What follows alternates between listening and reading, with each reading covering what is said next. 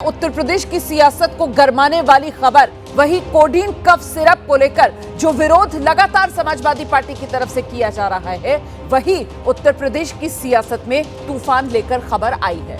उस तूफान की सियासी सीरीज का ये आज एक नया एपिसोड है और इस नए एपिसोड में लखनऊ में तस्वीरें देखिए आप, पोस्टर रिलीज कर दिए गए हैं। कोडीन विवाद के बीच लखनऊ में समाजवादी पार्टी के कार्यालय के बाहर होर्डिंग्स लगाई गई हैं जो बता रही हैं कि कफ सिरप पर छिड़ी लड़ाई से किस तरह सूबे का सियासी पारा सर्दी के इस मौसम में भी गर्म है। ये होर्डिंग समाजवादी पार्टी के नेता अवनीश यादव ने लगवाए। इसमें एक और समाजवादी पार्टी की शान में कसीदे लिखे गए हैं और दूसरी तरफ एनडीए पर सीधा निशाना साधा गया है। इसमें एनडीए का मतलब national drug defaulter mafia alliance ये लिखा गया है। तो एनडीए मतलब national drug defaulter mafia alliance, ये मतलब एनडीए का बताया गया है। और होर्डिंग में आलोक सिंह की कोठी की तस्वीर है, बुलडोजर में कफ सिरप डालते हुए दिखाया गया है, पीडीए में अस्पताल और एम्बुलेंस दिखा दिया गया है। तुलना की गई है एनडीए और पीडीए की। NDA national drug defaulter mafia alliance और वहीं दूसरी तरफ पीडीए दिखाया गया है जिसमें अस्पताल है, एम्बुलेंस है। पीडीए का मतलब बता दिया गया है paramedical and medical college development alliance. तो ये तुलनात्मक पोस्टर्स लगाए गए हैं। मुद्दा वही कफ सिरप वाला और उसी कफ सिरप वाले मुद्दे को लेकर योगी सरकार पर जोरदार हमला समाजवादी पार्टी की तरफ से इन पोस्टर्स के जरिए किया जा रहा है। दिखाते हैं आपको एबीपी न्यूज संवाददाता विवेक राय की ग्राउंड रिपोर्ट। समाजवादी पार्टी दफ्तर के बाहर विक्रमादित्य मार्ग पर हमारी मौजूदगी है और उसके बाद ये तस्वीर आपको दिखाऊं कि आज सपा दफ्तर के बाहर ये पोस्टर जो है लगाया गया है और फ़र्क साफ है के नाम से ये पोस्टर है। एक तरफ समाजवादी पार्टी और एक तरफ भाजपा के बीच में जो अंतर है वो सपा के कार्यकर्ता ने दिखाया। अवनीश यादव जो कि पूर्व छात्र संघ के अध्यक्ष हैं, इलाहाबाद विश्वविद्यालय के प्रदेश महासचिव हैं, उन्होंने पोस्टर लगाए हैं और सपा के नीचे जो है पीडीए का फॉर्मूला जो है, पीडीए का जो फुल फॉर्म है वो लिखा हुआ है paramedical and medical college development alliance और उसमें नीचे मेदांता अस्पताल की तस्वीर है और एम्बुलेंस की तस्वीर है 108 एम्बुलेंस की। अगर इस हॉस्पिटल की बात की जाए तो ये हॉस्पिटल जो है अखिलेश यादव का जब रिजीम था 2012-17 उस दौरान मेदांता हॉस्पिटल जो है वो बनाया गया था। और वहीं दूसरी तरफ एनडीए का फुल फॉर्म जो है वो लिखा हुआ है जिसमें लिखा गया है national drug defaulter mafia alliance. और इसके साथ साथ उसमें 4 अलग अलग तस्वीरें हैं जिसमें एक तरफ काली कमाई के साथ एक घर की तस्वीर है। ये आलोक सिंह का घर है जो कि पूर्व में एसटीएफ का सिपाही रहा और इस पूरे जो कोडीन का प्रकरण है इस मामले में वो आरोपी है और इस वक्त फ़िलहाल वो पुलिस की गिरफ्त में है। इसके साथ साथ नीचे 2 अलग अलग गाड़ियां हैं जिसमें एक टोयोटा गाड़ी और टोयोटा की लैंड क्रूज़र गाड़ी और इसके अलावा एक वेलफेयर गाड़ी है। कल समाजवादी पार्टी के नेता अतुल प्रधान ये 2 गाड़ियों को लेकर के इन दो गाड़ियों के कटआउट जो वो लेकर के आए थे और उनका कहना था कि जो भी लोग कोडीन माफियाओं को संरक्षण देते हैं उससे आने वाली आय से उनको ये गाड़ियां गिफ्ट करी जाती हैं, ऐसा अतुल प्रधान ने दावा किया था। और उसके बाद आज अवनीश यादव ने ये दोनों गाड़ियों का भी पोस्टर यहाँ पर लगाया है।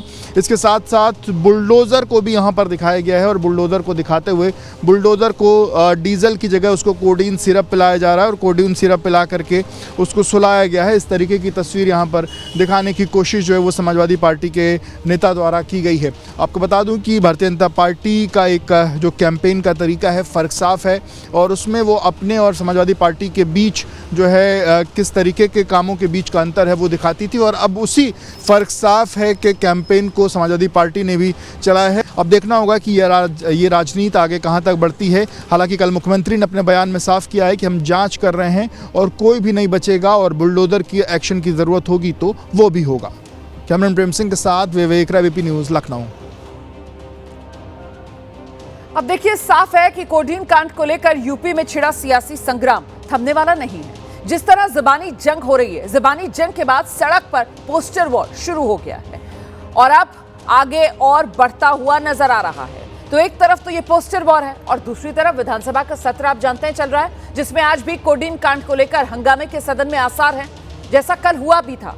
सदन के बाहर से लेकर सदन के भीतर तक विपक्ष योगी सरकार को यही कोडीन कफ सिरप के मुद्दे को लेकर घेरने की कोशिश में कल भी नजर आया था।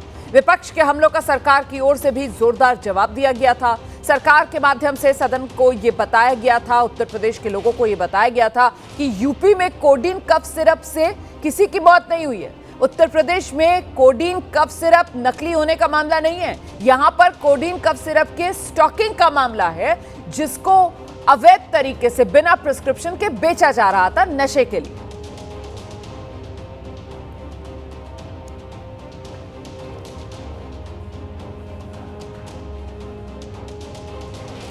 तो यूपी सरकार की ओर से जवाब ठीक वैसे ही दिया जाएगा जैसे कल मुख्यमंत्री योगी आदित्यनाथ ने मोर्चा खुद संभाला था, विपक्ष पर जोरदार पलटवार किया था।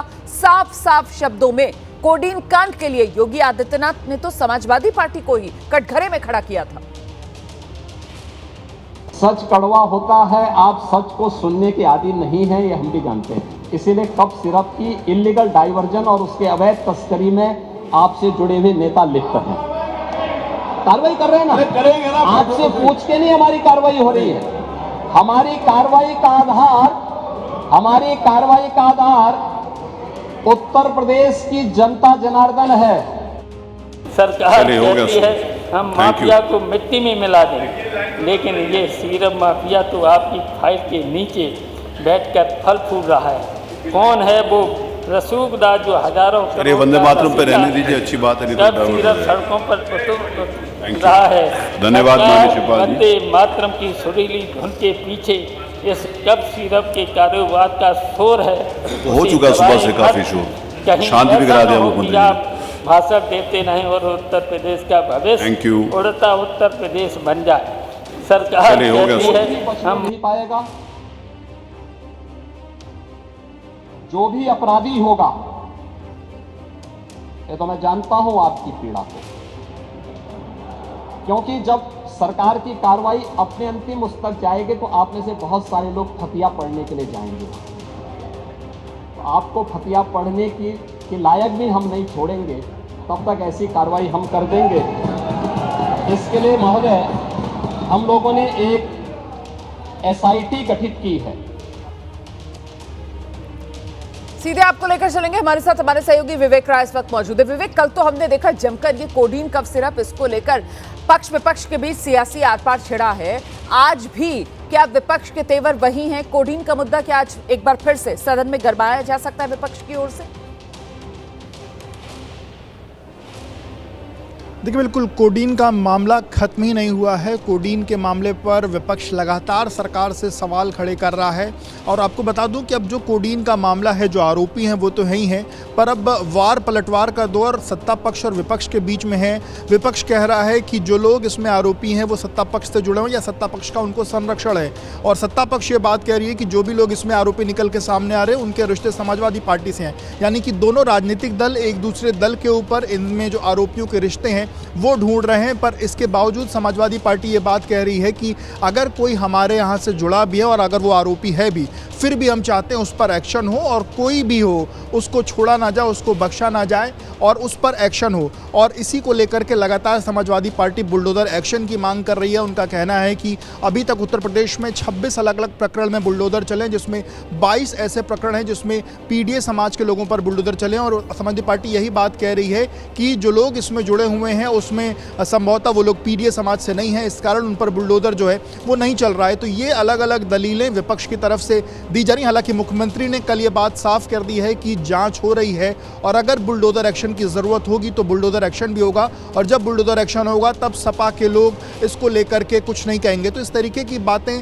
सत्ता पक्ष और विपक्ष के बीच में सदन में देखने को मिली है। और आज सदन का तीसरा दिन है और आज भी आपको बता दूं कि जो समाजवादी पार्टी है वो इस पूरे मामले पर एक बार फिर से भारतीय जनता पार्टी को या उत्तर प्रदेश सरकार को घेरने वाली है। कल चर्चा की मांग की गई है विपक्ष की तरफ से। विवेक, क्या इसको लेकर चर्चा पर सहमति बन सकती है? हालांकि कल हमने सुना था कैसे खुद योगी आदित्यनाथ की तरफ से इस पर विस्तार से बात रखी गई थी सदन के सामने। योगी आदित्यनाथ ने इस बात का भी जिक्र किया था कि उत्तर प्रदेश में ये कफ सिरप पीने की वजह से किसी की मौत नहीं हुई है, एक भी मौत नहीं हुई है। विवेक,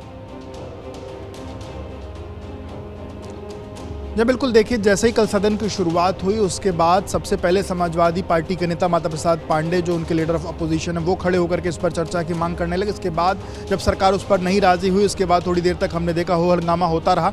हालांकि बाद में जब अलग अलग नेताओं ने अपने प्रश्न पूछने शुरू किए उस दौरान अतुल प्रधान जो सरदना से विधायक हैं उन्होंने कोडीन मामले पर जो है वो सवाल उठाया। उनका मेडिकल से जुड़ा उनका सवाल था, उसी मामले में उन्होंने कोडीन से जुड़ा हुआ सवाल उठाया। इसका जवाब ब्रजेश पाठक को देना था जो कि स्वास्थ्य मंत्री हैं। हालांकि वो जवाब नहीं दिया और सीएम ने उसका जवाब दिया, लेकिन सीएम के जवाब के बाद फिर हमने देखा कि समाजवादी पार्टी सरकार पर मुखर होकर के पलटवार कर रही है और वो कह रही है कि सिर्फ और सिर्फ अपने लोगों को बचाने की कवायद कर रही है और कोई भी किसी भी दल से जुड़ा है समाजवादी पार्टी सिर्फ और सिर्फ एक्शन की मांग कर रही है। अब देखना होगा कि इस पूरी प्रक्रिया में जो जांचें चल रही हैं उसमें एक्शन कब होगा। हालांकि तमाम जो गिरफ्तारियां हैं वो हो रही हैं। जानकारी के लिए तो देखना दिलचस्प होगा कि आज क्या सदन की कार्रवाई एक बार फिर से हंगामे की भेंट चढ़ती हुई नजर आएगी या फिर किसी तरीके की कोई सार्थक चर्चा उत्तर प्रदेश विधानसभा में हो पाएगी। इस बीच कोडीन कांड को लेकर जो जंग छिड़ी हुई है उसमें नमूना वाला चैप्टर आया है, वो शब्द नमूना जिसकी गूंज अब उत्तर प्रदेश में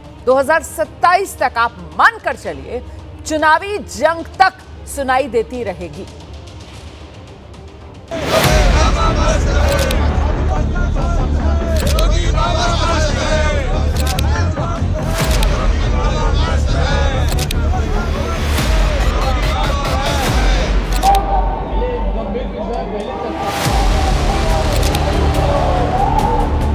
देश के अंदर दो नमूने हैं, एक दिल्ली में और एक लखनऊ में बैठते हैं।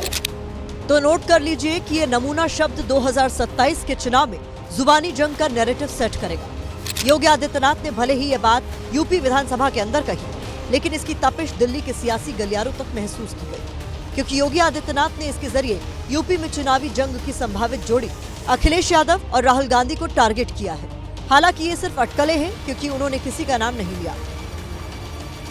देश के अंदर दो नमूने हैं, एक दिल्ली में और एक लखनऊ में बैठते हैं। जब देश में कोई चर्चा होती है तो तुरंत वह देश छोड़ करके भाग जाते हैं,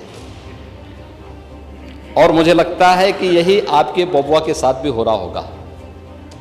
वह भी देश से फिर जाएंगे इंग्लैंड की सैर सपाटे में और आप लोग यहाँ चिल्लाते रहेंगे। कभी उनकी वाणी ऐसी निकलती है जो उनके सब अनुरूप नहीं रहता। अभी आपने कहा दो नमूने हैं, एक समाजवादी पार्टी एक। योगी का नमूना वाला शब्दबान बिहार के अप्पू टप्पू और पप्पू वाले जुबानी हमले का यूपी वर्जन है। गांधी जी के 3 बंदर थे, बुरा मत देखो, बुरा मत सुनो और बुरा मत बोलो। लेकिन आज इंडी गठबंधन के 3 और बंदर आ गए। पप्पू, टप्पू और अप्पू के नाम पर बीजेपी में बड़े बड़े गप्पू हैं और उनके चप्पू हैं हमारे। उन्होंने गांधी जी उन्होंने दो ही हैं, वहाँ तो 2 ही होंगे ना, एक गप्पू और बाकी चंपू। आपने देखा होगा कि अखिलेश यादव अक्सर बीजेपी के अंदरूनी गुटबाजी को मुद्दा बनाते हैं। ये नैरेटिव सेट करने की कोशिश करते हैं कि योगी सरकार में सब कुछ ठीक नहीं है। डिप्टी सीएम केशव प्रसाद मौर्य और सीएम योगी आदित्यनाथ के बीच ठनी हुई है। बीजेपी सरकार के इंजन आपस में टकरा रहे हैं। माना जा रहा है कि योगी आदित्यनाथ ने अब अखिलेश यादव को उन्हीं हमलों का नमूना शैली में जवाब दिया है। बात बांग्लादेश की, जहां हिंदुओं पर हो रहे हमले का देश में विरोध देखा जा रहा है। आज सुबह सिलीगुड़ी में हिंदू संगठनों ने बांग्लादेश के खिलाफ जमकर प्रदर्शन कर दिया है। इस दौरान हिंदू संगठनों ने मोहम्मद यूनुस का पुतला भी फूंका। आपको बता दें, बांग्लादेश में हिंदू युवक दीपू दास की बेरहमी से हत्या कर दी गई थी और इसी के बाद देश में अब उबाल है। बांग्लादेश में अल्पसंख्यक सुरक्षित नहीं है, हिंदू युवक को टारगेट किया गया। बड़ी बेरहमी से हिंदू युवक की बांग्लादेश में हत्या कर दी गई और वो भी पुलिस की मौजूदगी में। भीड़ बेकाबू हो गई थी, पुलिस वहां मौजूद थी, लेकिन बावजूद इसके पुलिस मूकदर्शक बांग्लादेश में बनी रही और अल्पसंख्यक हिंदू की पीट कर सरेआम हत्या कर दी गई। इसी को लेकर देश में ये गुस्सा, देश में ये उबाल। देखिए कैसे सिलीगुड़ी में जबरदस्त विरोध प्रदर्शन हुआ है। बांग्लादेश में हिंदुओं पर जो हमला हो रहा है उसी के विरोध में ये सड़क पर लोग उतरे हुए हैं। सिलीगुड़ी की तस्वीरें आपके सामने। वहीं दूसरी तरफ जो वीज़ा सेंटर है उसके सामने भी जोरदार हंगामा किया जा रहा है, जहां से बांग्लादेश का वीज़ा मिलता है और यहाँ पर भी हिंदू संगठनों की तरफ से जबरदस्त विरोध प्रदर्शन किया जा रहा है। देखिए कैसे सांकेतिक रूप से जो बांग्लादेश का झंडा है उसको भी फाड़ा जा रहा है, जलाया जा रहा है। तो बांग्लादेश में हिंदुओं पर हो रहे हमले का देश भर में विरोध हो रहा है और इससे जुड़ी एक और बड़ी खबर मैं आपको बताने जा रही हूं। बांग्लादेश में हिंदुओं पर हमले के खिलाफ प्रदर्शन दिल्ली में बांग्लादेश हाई कमीशन के बाहर आज प्रदर्शन की तैयारी है। सुबह 11 बजे विश्व हिंदू परिषद ये प्रदर्शन करेगा। दिल्ली में बांग्लादेश हाई कमीशन के बाहर जोरदार प्रदर्शन की तैयारी वीएचपी विश्व हिंदू परिषद की हिंदुवादी संगठन से जुड़े लोग प्रदर्शन में शामिल होंगे। दिल्ली में बांग्लादेश उच्चायोग के बाहर सुरक्षा बढ़ा दी गई है। दिल्ली में बांग्लादेश हाई कमीशन ने अपनी सेवाएं स्थगित कर दी हैं। बांग्लादेश उच्चायोग ने सस्पेंड की है सभी वीजा सर्विसेज। तो बांग्लादेश उच्चायुक्त जो है उसके बाहर सुरक्षा भी बढ़ा दी गई है। तस्वीरें देख रहे हैं बांग्लादेश उच्चायोग की, जहां पर सुरक्षा बढ़ा दी गई है क्योंकि यहीं विश्व हिंदू परिषद की तरफ से आह्वान किया गया है आज विरोध प्रदर्शन का। बड़ी खबर बीएमसी चुनाव को लेकर है, जिसको लेकर महाराष्ट्र की सियासत गरमाई हुई है। लगातार हलचल तेज हो रही है महाराष्ट्र में। बड़ी खबर यह आ रही है कि उद्धव ठाकरे और राज ठाकरे की पार्टी के बीच सीट बंटवारे का फॉर्मूला तय हो गया। आखिरी दौर की बातचीत अब चल रही है और माना तो यह भी जा रहा है कि कल ठाकरे बंधु गठबंधन का ऐलान कर देंगे। सूत्रों के हवाले से यह बड़ी खबर है। उद्धव ठाकरे की पार्टी 145 से 150 सीटों पर चुनाव लड़ेगी।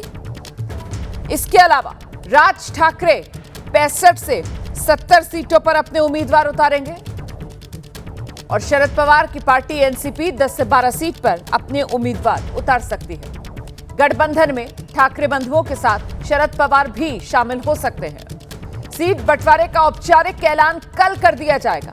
अभी तक तस्वीर यही है, कांग्रेस पार्टी अलग चुनाव लड़ेगी, मतलब महाविकास अघाड़ी, और बीएमसी चुनाव में महाविकास अघाड़ी जो है वो बिखरती हुई नजर आ रही है।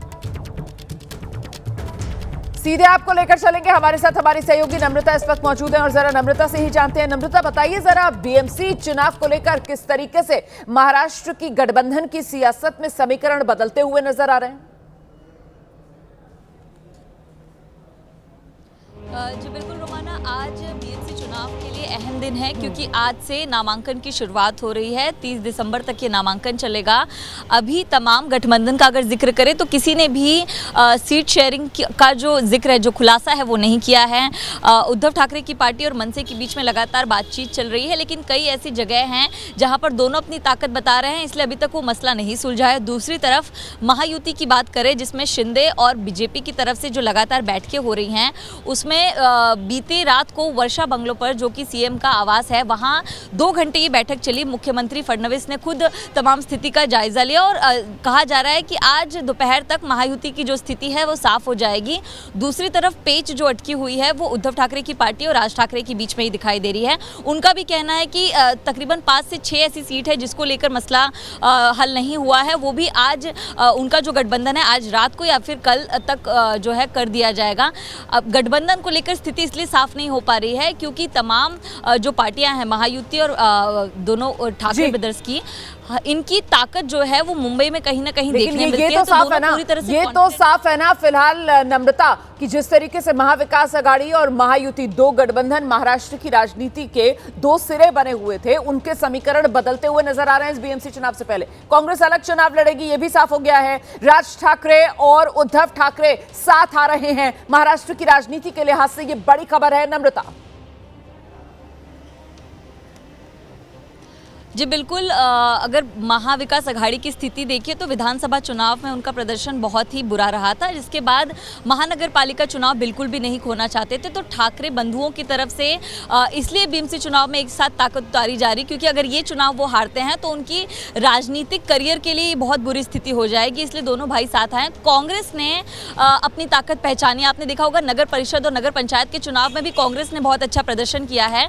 तो कांग्रेस के जो मुंबई के नेता हैं उन्होंने स्टैंड लिया, जिसके बाद अब वो अकेले चुनाव लड़ रहे हैं मुंबई में, लेकिन बाहर जो है महाविकास आघाड़ी बाहर महानगर पालिकाओं में साथ में चुनाव लड़ रही है। और महाविकास आघाड़ी जो अगर बाहर चुनाव लड़ रही है तो शिवसेना अपनी तरफ से मनसे को बाहर सीट देती हुई नजर आ रही है, लेकिन कांग्रेस जो है यहाँ अपनी अकेली ताकत दिखाएगी। प्रकाश अंबेडकर की जो पार्टी है वंचित बहुजन आघाड़ी, उसको वो साथ ले रहे हैं। तो कहीं ना कहीं जो रिजल्ट्स रिसेंटली सामने आए हैं नगर पंचायत और नगर परिषद के, उसके बाद कांग्रेस अपने आप को बहुत मजबूत महसूस कर रही है, इसलिए वो अकेले मैदान में उतरी है। तो दिलचस्प होगा कि अब बीएमसी और बीएमसी चुनाव तो देखिए 15 जनवरी को है और फिर 16 जनवरी को नतीजे आएंगे, लेकिन उससे पहले महाराष्ट्र की राजनीतिक तस्वीर कितना बदलेगी, कैसे बदलेगी, इसी को लेकर अब इंतजार है। शुक्रिया आपका नम्रता इस तमाम जानकारी के लिए। बात राहुल गांधी की करेंगे। ये दिन की बड़ी खबर, सियासी तौर पर आज दिन में ये खबर गरमाएगी, इसके बारे में आप जानिए। राहुल गांधी एक बार फिर विदेश की धरती से देश के प्रधानमंत्री नरेंद्र मोदी पर निशाना साधते हुए नजर आए हैं। मोदी सरकार पर सवाल खड़े किए हैं राहुल गांधी ने विदेश की धरती से, आरोप लगा दिए हैं। जर्मनी से राहुल गांधी ने केंद्र सरकार पर हमला बोल दिया है। भारत में लोकतंत्र पर हमला हो रहा है, ये राहुल गांधी कह रहे हैं। हरियाणा में तो हम जीते थे, लेकिन चुनाव चोरी से हमें हरा दिया गया, ये राहुल गांधी ने अपना आरोप जो देश में वो कहते आए हैं उसको विदेश की धरती से दोहराया है। मैंने प्रेस कॉन्फ्रेंस कर चुनाव की चोरी साबित भी की, ये भी राहुल गांधी ने विदेश की धरती में कहा है। We've won election in Telangana, we've won election in Himachal Pradesh. We've been raising issues as far as the fairness of elections in India is concerned. I've done press conferences where we have clearly shown without shadow of a doubt that we won the Haryana election, that we actually don't feel that the Maharashtra election was fair. There is a full-scale assault taking place on the institutional framework of our country. One woman is voting 200 times in one polling booth, and when we are asking these questions to the Election Commission, we're not getting a response. So that's one aspect of it, that we fundamentally believe that there is a problem with the electoral machinery in India, that there is a wholesale capture of our institutional framework. When you look at our intelligence agencies, you look at the CBI, you look at the ED, they've been weaponized. Look at the number of cases that the ED and the CBI have against BJP people. If you're a large businessman and you try to support the Congress party, you're threatened, the ED, the CBI, these people land up. As the opposition, we have to find ways to counter this. Method, a system of opposition resistance that will succeed, right? But we're not fighting the BJP. You have to understand that. We're fighting their capture of the Indian institutional structure. There is only one way that you can produce jobs at scale for a country like India, and that is manufacturing. What the BJP has done, they've completely disincentivized manufacturing. When they concentrate power into the hands of the Ambanis and Adanis of the world, these are not guys who are interested in manufacturing. If you look at what they do, they're trading companies, they're not producing companies, right? And essentially, most of them are selling Chinese product in India. आज से 2 दिन के बाद Christmas का त्योहार है। भारत के लगभग हर कोने में ये त्योहार धूमधाम से मनाया जाता है, लेकिन इस बार क्रिसमस के पहले ही कलह शुरू हो गई है। शहर शहर क्रिसमस से पहले उत्सव के दौरान हंगामा हो रहा है। मध्य प्रदेश के जबलपुर में क्रिसमस त्योहार पर धर्मांतरण कराए जाने के आरोप लग गए। जबलपुर, दिल्ली, हरिद्वार से विरोध की तस्वीरें सामने आ गई। जबलपुर में बीजेपी नेता ने एक दृष्टिबाधित महिला के साथ दुर्व्यवहार कर दिया। हरिद्वार में 25 दिसंबर को गंगा किनारे क्रिसमस के आयोजन का तीर्थ पुरोहितों और स्थानीय सनातन संगठनों ने विरोध कर दिया। दिल्ली में कुछ महिलाएं और बच्चे सांता क्लॉज वाली लाल टोपी लगाकर त्योहार के बारे में लिखी जानकारियों के पैम्फलेट बांट रहे थे। इसका लोगों ने विरोध कर दिया। तो ये 3 तस्वीरें आपके सामने हैं। जबलपुर, हरिद्वार और साथ ही देश की राजधानी दिल्ली। क्रिसमस का त्योहार है और क्रिसमस के त्योहार से पहले ये सियासत की क्रिसमस पर कलह कथा सामने आ रही है। जबलपुर में धर्मांतरण के आरोप पे हंगामा हो रहा है। क्रिसमस से पहले दिल्ली में हंगामा हो रहा है। हरिद्वार में गंगा किनारे क्रिसमस मनाने का विरोध हो रहा है।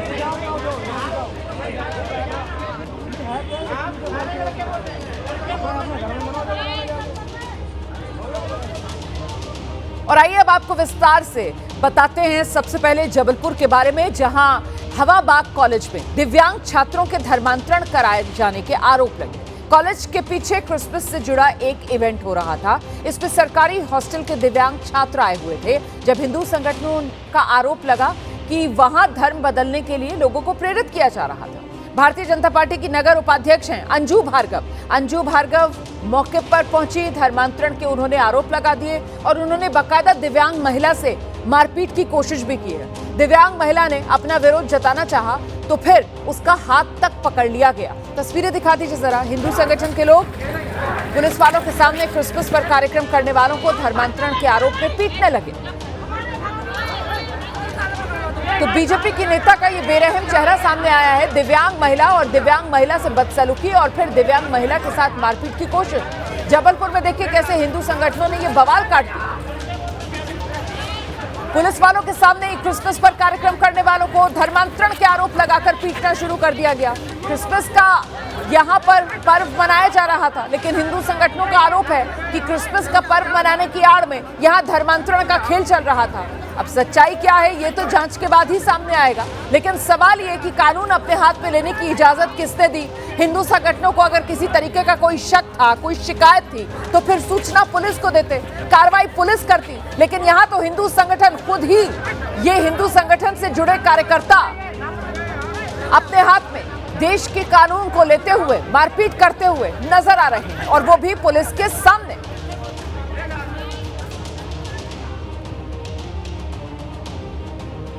तो जबलपुर में जिस महिला के साथ बीजेपी की नगर उपाध्यक्ष अंजू भार्गव ने बदतमीजी की, दुर्व्यवहार किया, उसका इस पूरे मामले पर बयान सामने आया है। आपको सुनाती हूँ। जो भी पार्षद रही होगी लेडीज, ठीक है, वो आई और मैं तो ब्लाइंड हूँ, मुझे तो दिखता नहीं है। वो आकर के एकदम मेरे साथ, मेरी छोटी बच्ची है, ठीक है, तो उन्होंने उससे बात किया, बदतमीजी किया, बहुत बदतमीजी तरीके से बात किया उसने कि तू यहाँ क्यों आई है, तू इसके साथ, बहुत गंदे वर्ड्स यूज़ किए। मैं वर्ड्स यूज़ नहीं कर सकती हूँ। अगर हम आ भी गए तो कोई हमने धर्म परिवर्तन नहीं कर लिया है। तो हिंदूवादी संगठनों और बीजेपी ने हवाबाग कॉलेज में दिव्यांग छात्रों के धर्मांतरण कराए जाने के आरोप लगाए। दिव्यांग महिला से मारपीट की कोशिश की गई। इसके बाद कॉलेज के बाहर दिव्यांग छात्रों ने विरोध प्रदर्शन शुरू कर दिया है। छात्रों ने दिव्यांग महिला के साथ बीजेपी की नगर उपाध्यक्ष अंजू भार्गव की हरकत का विरोध किया।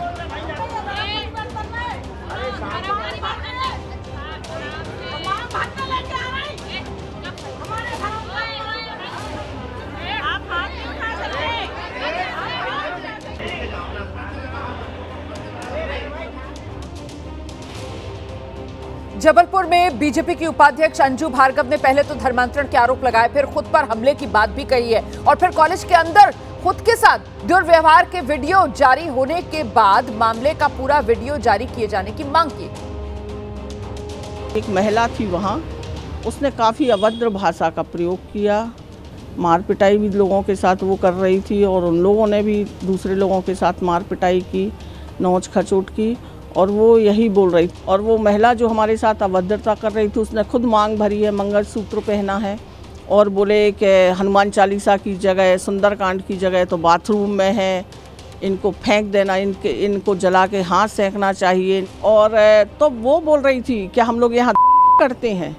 तब पलट के हम लोग पूछ रहे थे कि क्या होता है, क्या तुम लोग यहाँ करने आते हो, क्या करने आते हो, ये बात हुई थी। हमारे ऊपर भी झपट्टा मारा उन लोगों ने काफ़ी, ये देखिए हमारे ऊपर भी उस महिला ने झपट्टा मारा है, और चूंकि वो ब्लाइंड है इसलिए हमने पुलिस में एफआईआर नहीं की है, वरना हम तो एफआईआर करते।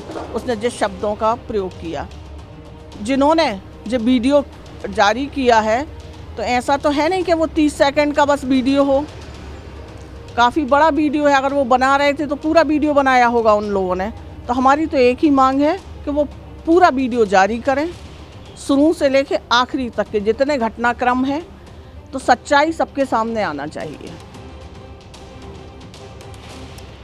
तो आपने अंजू भार्गव का पक्ष भी सुना। बीजेपी की नेता और जबलपुर बीजेपी की उपाध्यक्ष अंजू भार्गव पूरा वीडियो जारी करने की मांग कर रही हैं। अब हम आपके सामने जबलपुर के हवाबाग कॉलेज में जो हुआ है उसका पूरा का पूरा सच जस का तस रखने जा रहे हैं।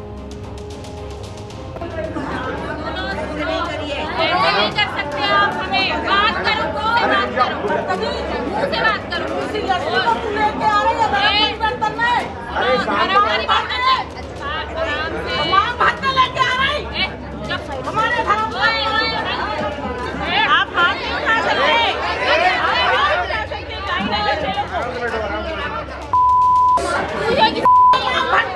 क्यों भड़की है मार क्रिश्चियनों जैसे रहना, क्या करवाने लेके आती इस लड़की को, क्या करवाने लेके आती इस लड़की को यहाँ ईसाइयों के बीच में ढकेलेंगी इस लड़की को, आप भी शांत रहो, इतनी लड़कियों को लेके आती हो करवाने के लिए। तो ये अंजू भार्गव को आप देख रहे थे वीडियो के अंदर, और इसमें वो जो दिव्यांग महिला है वो लगातार अपनी कुर्सी पर बैठी हुई थी, अंजू भार्गव खड़ी हुई थी, अंजू भार्गव तैश में थी। अंजू भार्गव की तरफ से इस वीडियो में नजर आ रहा है कैसे उस महिला पर हाथ उठाने की कोशिश की गई, और वो महिला कहती हुई सुनाई पड़ रही है आप हाथ नहीं उठा सकती। महिला लगातार अंजू भार्गव से आप करके बात कर रही है, और अंजू भार्गव तू तड़ाक करके उस महिला से बात कर रही है। ये वीडियो था जो वीडियो में नजर आ रहा था, मैंने वो आपको जानकारी दी है। अब आगे राजधानी दिल्ली में क्या हुआ, क्रिसमस कल है, दिल्ली में भी सामने आई है ना, ये जानिए आप। राजधानी दिल्ली में क्रिसमस के त्योहार से पहले विवाद खड़ा हुआ। दिल्ली का ईस्ट ऑफ कैलाश इलाका है, पॉश इलाकों में गिनती होती है मार्केट। अगर आप दिल्ली एनसीआर के रहने वाले हैं तो जानते होंगे यहाँ पर मार्केट में शॉपिंग करने के लिए हमेशा भीड़ भाड़ रहती है। तो यहाँ इलाके की मार्केट में सोमवार की शाम करीब 12 महिलाएं और बच्चे सांता क्लॉज वाली लाल टोपी लगाकर त्योहार के बारे में लिखी हुई जानकारी के पैम्फलेट्स थे वो बांट रहे थे, और तभी मार्केट में मौजूद लोगों ने इस पर आपत्ति जताई। इतना ही नहीं, महिलाओं को मार्केट से जाने के लिए कह दिया गया। इस घटना का वीडियो सोशल मीडिया पर वायरल है। लोग आरोप लगा रहे हैं शाम 7:30 बजे कुछ महिलाएं और बच्चे मैं क्रिसमस क्यों मनाऊं इस शीर्षक वाले पैम्फलेट्स दुकानदारों राहगीरों को बांट रहे थे, और तभी कुछ लोगों ने इन्हें ऐसा करने से मना किया और इन्हें मार्केट से भगा दिया गया। नहीं जाओ जाओ जाओ यहाँ से जाओ, ये काट रहा ये है क्या, ये क्यों के फालतू वो कर रहे हो, अपने घर में मनाओ जो बनाने जाके। तो ये दिल्ली के ईस्ट ऑफ कैलाश की तस्वीरें आपके सामने हैं। देखिए यहाँ पर किस तरीके से महिलाएं और बच्चे हैं, और वो सांता क्लॉज वाली लाल टोपी उन्होंने लगा रखी है, और वो यहाँ पर पैम्फलेट्स बांट रहे थे, और इस पे लिखा हुआ था पैम्फलेट में कि मैं क्रिसमस क्यों मनाऊं। इसी को लेकर इनका विरोध किया गया। इस बीच देखिए ये जो विवाद हुआ है इस पर दिल्ली के पूर्व मंत्री सौरभ भारद्वाज की प्रतिक्रिया भी सामने आई है, और सौरभ भारद्वाज की तरफ से इस पर आपत्ति जताई गई है। ये जो दुर्व्यवहार यहाँ पर महिलाओं और बच्चों के साथ हुआ है, फिलहाल सीधे आपको लेकर चलेंगे हमारे साथ हमारे सहयोगी अहमद बिलाल इस वक्त मौजूद हैं, और जरा बिलाल से ही जानते हैं। बिलाल, ये महिलाएं बच्चे पैम्फलेट बांट रहे थे, क्रिसमस क्यों मनाएं, इसका विरोध क्यों हुआ, क्या जानकारी मिल रही है?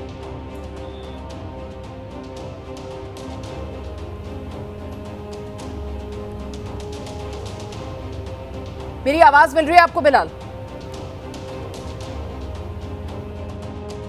बिलाल से हमारा संपर्क नहीं हो पा रहा है, लेकिन इस मामले को लेकर राजनीति भी गरमाई हुई है। आम आदमी पार्टी ने मार्केट से महिलाओं को भगाने वालों की तुलना एक धर्म के प्रति नफरत करने वालों से की है, और उस बाजार के लोगों ने क्या दलीलें दी हैं वो भी आपको सुनाते हैं। है क्या, ये क्यों के फालतू वो कर रहे हो, अपने घर में मनाओ जो बनाने जाके। ये सुना दीजिए जरा जो प्रतिक्रियाएं सामने आ रही है, जिसके बारे में मैं अभी बता रही हूँ कि बाजार के लोगों ने क्या कहा है। अपने घर में मनाओ जो बनाने जाके। ये आप लोग करेंगे क्या, नहीं जाओ जाओ जाओ यहाँ से जाओ, ये काट रहा ये है क्या, ये क्यों के फालतू वो कर रहे हो, अपने घर में मनाओ जो बनाने जाके। अहमद बिलाल की रिपोर्ट भी है हमारे पास, वो हम दिखाएंगे, लेकिन उससे पहले सीधे आपको लेकर चलेंगे। हमारे सहयोगी अहमद बिलाल इस वक्त हमारे साथ मौजूद है, और जरा बिलाल से ही जान लेते हैं। बिलाल, क्या जानकारी मिल रही है, आखिरकार ये मामला इस तरीके से क्यों आगे बढ़ा? क्रिसमस का त्योहार है, महिलाएं बच्चे अगर पैम्फलेट बांट रहे थे तो वहां उनका विरोध क्यों हुआ?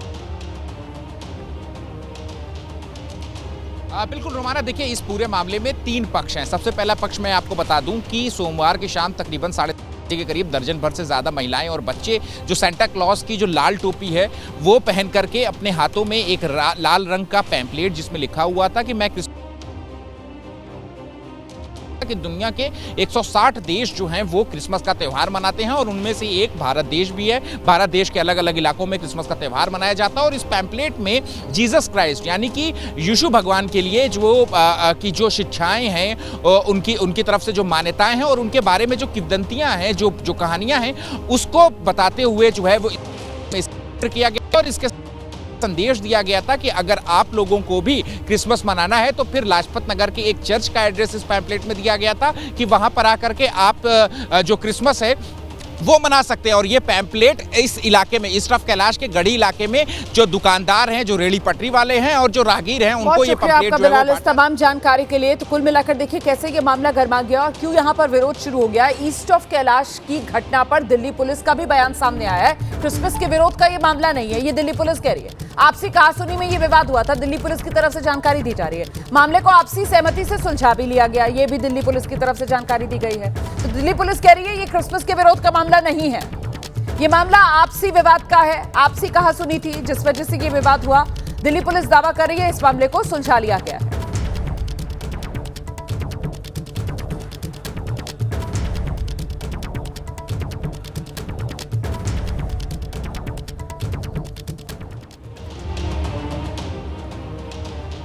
और सीधे आपको लेकर चलेंगे, हमारे साथ हमारे सहयोगी अंबुज पांडे इस वक्त मौजूद है। अंबुज पांडे से जानते हैं, अंबुज आपके पास क्या जानकारी है?